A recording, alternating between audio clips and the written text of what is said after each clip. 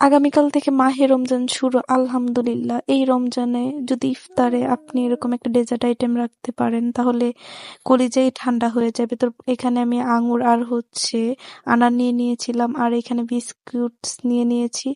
তো প্রথমে আমি দুধ নিয়ে নিয়েছি পরিমাণ মতো, তারপর দুধের মধ্যে ঠান্ডা অবস্থায় আমি এখানে কাস্টার্ড পাউডার মিলিয়েছিলাম, চিনি দিয়ে দিতেছিলাম। তো পরিমাণ মতো সবকিছু দিয়ে অল্প একটু লবণও দিয়েছিলাম।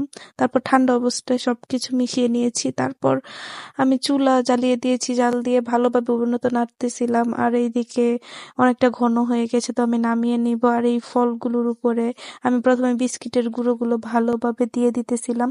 তো এখানে চকলেট বিস্কুট হলে আরো ভালো হয়। তারপর আমি এখানে এই কাস্টার্ড গুলো দিয়ে দিতেছিলাম।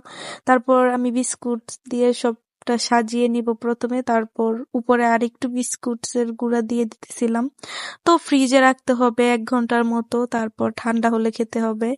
তো দেখুন, এটা দেখতেও অনেকটা সুন্দর হয়েছে আর এটা খেতেও অসম্ভব মজা হয়েছিল।